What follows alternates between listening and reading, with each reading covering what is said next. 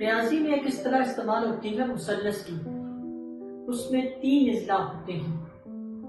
بالکل اسی طرح اس دنیا اور اس کائنات کو بھی ایک تثلیث میں باندھا گیا ہے، ایک طرف خدا، ایک طرف انسان اور ایک طرف کائنات ہے، اور یہ جو تینوں اہم عناصر ہیں یہ مل کر ایک ٹرائی اینگل یا ایک تثلیث بناتے ہیں، اور یہیں سے فلسفے کی بنیاد پڑتی ہے۔ فلسفہ بھی اسی تثلیث کے ذریعے اپنے وجود کو قائم رکھتا ہے۔ تو لائٹ آف لٹریچر کے کتاب کہانی سلسلے میں آج ہم آپ کے لیے ایک ایسی کتاب لائے ہیں جو اسی موضوع کا احاطہ کرتی ہے۔ تاریخ اور تحارف فلسفہ، یہ کتاب 2016 میں شائع ہوئی اور لطیف جاوید نے اس کتاب کو لکھا۔ یہ کتاب جو ہے وہ فلسفے کے بنیادی مباحث اور بنیادی چیزوں پر بات کرتی ہے۔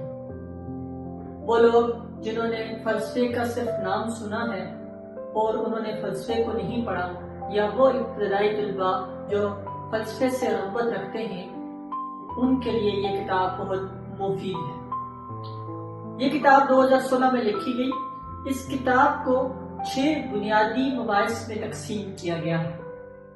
اس کتاب کا انداز سادہ اور آسان ہے، اور مصنف خود یہ لکھتا ہے کہ اس نے جو فلسفے کو پڑھا اور جو کچھ اس سے حاصل کیا وہ اس نے رقم کر دیا، وہ اس نے آپ کے سامنے پیش کر دیا۔ تو یہ کتاب جو ہے وہ فلسفے کی بنیاد یا فلسفے کے متعلق نظر آتی ہے۔ فلسفے کو ام العلوم بھی کہا جاتا ہے، اور فلسفہ ایک ایسا علم ہے جو تمام علوم کے لیے راستے فراہم کرتا ہے، کیونکہ ہر علم کی بنیاد انہی 3 عناصر سے مل کر بنتی ہے جن کی ہم نے ابتدا میں بات کی، یعنی انسان، کائنات اور خدا۔ انسان کا خدا کے ساتھ تعلق کیا ہے؟ انسان کا کائنات کے ساتھ تعلق کیا ہے؟ خدا کا کائنات کے ساتھ تعلق کیا ہے؟ یہ تمام چیزیں جب آپس میں ملتی ہیں تو پھر فلسفے کی بنیاد پڑتی ہے، اور فلسفہ بھی براہ راست انہی سوالوں کو موضوع بناتا ہے۔ تو اس کتاب میں سب سے پہلے فلسفے کے تعارف کو پیش کیا گیا ہے۔ جو پہلا باب ہے وہ فلسفے کا تعارف پیش کرتا ہے کہ فلسفہ کیا ہے۔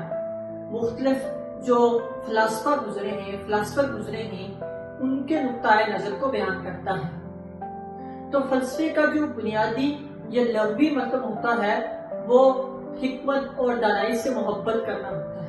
چونکہ یہ لفظ فلو اور صوفیہ سے مل کر بنا ہے، تو یہ جو فلو اور صوفیہ کا مرکب ہے، اس کا مطلب یہ ہوتا ہے کہ حکمت سے محبت کرنا، دانائی کی طرف رغبت کرنا، یا دانائی سے دلچسپی رکھنا۔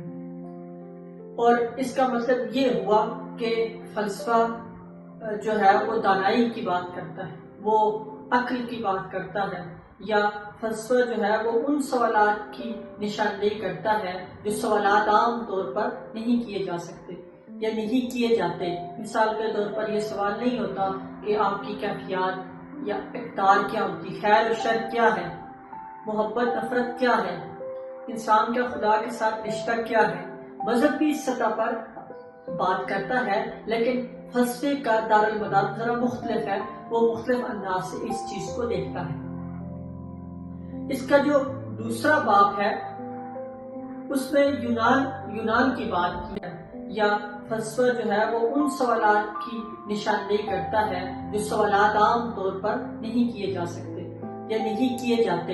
مثال کے طور پر یہ سوال نہیں ہوتا کہ آپ کی کیفیات یا اقدار کیا ہوتی، خیر و شر کیا ہے، محبت نفرت کیا ہے، انسان کا خدا کے ساتھ رشتہ کیا ہے۔ مذہب بھی اس سطح پر بات کرتا ہے، لیکن فلسفے کا دارالمدار ذرا مختلف ہے، وہ مختلف انداز سے اس چیز کو دیکھتا ہے۔ اس کا جو دوسرا باب ہے اس میں یونان کی بات کی گئی ہے۔ جو سب سے پہلا فلسفی تھا وہ 600 قبل مسیح میں، اس کا نام تھا تھیلس، اور اس نے کہا تھا کہ جو یہ زمین ہے یہ پانی سے بنی ہے۔ تھیلس سے لے کر سوفسطائیوں میں جو پروٹاگورس تھا اس نے کہا تھا کہ مین از دا میئر آف آل تھنگس، یعنی انسان ہر چیز کا پیمانہ ہے، اور پھر یونانی فلسفہ سفر کرتا ہوا آگے آتا ہے، سقراط، افلاطون اور ارسطو تک پہنچتا ہے، اور پھر نو فلاطونیت تک پہنچ کر اس کا زوال شروع ہوتا ہے۔ اور یہ جو یونان میں فلسفے کا عروج کا زمانہ تھا، یہ دراصل ارسطو، سقراط اور افلاطون کے دور کا تھا۔ اس سے پہلے بھی فلسفہ موجود تھا، لیکن اس دور میں آ کر فلسفے نے وہ کارہائے نمایاں دکھائیں جس سے دنیا آج بھی مستفید ہو رہی ہے۔ پھر اس سے اگلا جو باب ہوتا ہے اس میں فلسفے کے جو بنیادی مکتبائے فکر ہیں اور جو مغرب سے نمودار ہوئے ہیں ان کی بات کرتا ہے، جس میں مادیت ہے، تصوریت ہے، اس کے علاوہ وجودیت ہے، ماڈرنزم ہے جس جدیدیت کہتے ہیں، پوسٹ ماڈرنزم ہے۔ اس طرح بہت سے مکاتب فکر کو بیان کیا گیا ہے اور اس میں یہ بتایا گیا ہے کہ کون سا فلسفی کس طریقے سے بات کرتا ہے۔ مثال کے طور پر ہم لے لیتے ہیں مادیت کو ہی، میٹریلزم کو، تو اس پہ جو بات کی جاتی ہے وہ چونکہ تھیلس سے ہی شروع ہوتی ہے کہ وہ کہتا ہے کہ چیز پانی سے بنی ہے، تو اس سے پہلے کا جو تصور تھا اس سے وہ انحراف کر کے بات کرتا ہے، یعنی وہ مادے کی بات کرتا ہے، وہ اجزاء کی بات کرتا ہے کہ یہ کائنات کسی جز سے بنی ہے۔ اسی طرح جب آپ تصوریت یا مثالیت پسندی یا اس طرف آتے ہیں تو وہاں پر افلاطون جس طرح بات کرتا ہے وہ کہتا ہے کہ جو آئیڈیا ہوتا ہے، جو آیان ہوتا ہے وہ اوپر ہوتا ہے، یعنی اوپر کی ایک گوڑا موجود ہے اور یہ جو زمین پر گوڑا ہے یہ یہاں پر اس کی نقل ہے۔ اسی لیے افلاطون شاعروں کو وہاں اپنے اس یوٹوپیا سے باہر نکال پھینکتا ہے، کیونکہ شاعر اس نقل کی نقل کر رہے ہوتے ہیں، یعنی وہ جو نقل یہاں پر موجود ہے، گھوڑا جو یہاں پر موجود ہے وہ اسی کی تصویر بنا رہے ہیں، حالانکہ وہ جو گھوڑا یہاں پر موجود ہے وہ ایک آئیڈیا جو وہاں موجود ہے اس کی ایک شکل ہے۔ تو اس طرح سے فلسفے کو بیان کیا جاتا ہے۔ اس کے علاوہ جو اگلا باب ہے اس میں فلسفے کو یہ بتایا جاتا ہے کہ فلسفہ اور انسان کا تعلق اصل میں کیا ہے، یا فلسفی کرتا کیا ہے، اور اس میں خاص انسان کے ساتھ جوڑ کر اس کو بتانے کی کوشش کی جاتی ہے۔ پھر آگے فلسفے کے مخالف رویوں کو بیان کیا جاتا ہے کہ وہ رویے جو فلسفے کے مخالف نمودار ہوتے ہیں۔ امام غزالی کا اس میں وہ تذکرہ کرتے ہیں کہ وہ مسلمانوں کے زمانے میں یا مسلمانوں کو فلسفے سے دور کر دیتے ہیں، جس سے پھر مسلمانوں کے ہاں ایک زوال شروع ہوتا ہے۔ حالانکہ ان کے بعد ابن رشد جو ہے وہ فلسفے اور مذہب کو الگ الگ کرتا ہے، جس سے یورپ پھر ابن رشد کو ترجمہ کر کے پڑھتا ہے اور وہ فلسفے کے ذریعے اپنے آپ کو آگے لے کر جاتا ہے۔ اور جو اس میں آخر پہ بیان کی جاتا ہے وہ فلسفہ اور موجودہ زمانے کا اس میں بات کی جاتی ہے۔ وہ کہتا ہے کہ ویلڈورن کی وہ بات کرتا ہے کہ جو یہاں پر ابھی جو فلسفہ موجود ہے اس فلسفے کو یہ مزید راہیں ہموار کرنی چاہیے، اور فلسفے کو جو ہے وہ اس کی تعریفوں کو دوبارہ سے کرنے کی ضرورت ہے۔ تو اس میں جو ایک اہم چیز ہمیں دیکھنے کو ملتی ہے وہ یہ ہے کہ جو مصنف ہے وہ اپنا نقطہ نظر بھی بیان کر رہا ہوتا ہے۔ تو یہاں پر جو فلسفے کو خاص طور پر مغرب کے تناظر میں دیکھا گیا، جبکہ مسلمانوں کے ہاں بھی فلسفہ پیدا ہوا، لیکن چونکہ جو مسلمانوں کے ہاں فلسفہ پیدا ہوا وہ علم کلام کی شکل میں پیدا ہوا، لہذا بعض فلسفیوں کے نزدیک یہ جو علم کلام ہے یہ فلسفہ نہیں ہے، کیونکہ خالص فلسفے کا جو کام ہے وہ عقل کے ذریعے بات کرنا ہے۔ یعنی انسان کے پاس دو مختلف پیراڈائم ہیں، ایک عقل ہے اور ایک دل ہے۔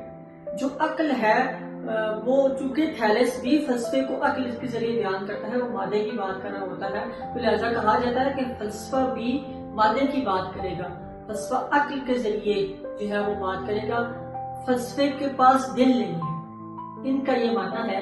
جبکہ علم کلام یا جو لوگ مذہب کو فلسفے کے تناظر میں رکھ کر دیکھتے ہیں تو وہ انٹیٹیوشن یا وجدان کی بھی بات کرتے ہیں، کیونکہ وجدانیت بھی ایک مکتبہ فکر رہا ہے، اور وہ ایسا مکتبہ فکر رہا ہے کہ وہ کہتا تھا کہ عقل جو ہے وہ ہر چیز کا جواب تلاش نہیں کر سکتی، ہمارے حواس ہیں اور حواس پھر عقل کی صورت میں نمودار ہوتے ہیں، اور عقل ایک جگہ پر آ کر رک جاتی ہے، تو وہاں سے پھر جو ہے وجدان کی صورتیں نکلتی ہیں۔ تو یہاں پر انہوں نے خاص اس تناظر میں بات کی ہے. تو یہ ان کا کہنا یہی ہے کہ جو عقل جو ہے ترقی کرتی چلے جائے گی تو وہ جو دل ہے یا وہ جو احساس ہے یا وہ وجدان ہے اس کی اہمیت بھی کم پڑتی چلی جائے گی. آپ دیکھتے ہیں کہ یونان کے دور تک فلسفہ ایک عروج تک رہا اور اس کے بعد پھر ڈارک ایجز آ گئی. اسی لیے پہلی صدی عیسوی سے لے کر 15ویں صدی عیسوی تک کے دور کو ڈارک ایجز کہا جاتا ہے. اس کی بنیادی وجہ یہ ہے کہ فلسفہ پیدا نہیں ہو رہا اور فلسفہ رکا ہوا ہے.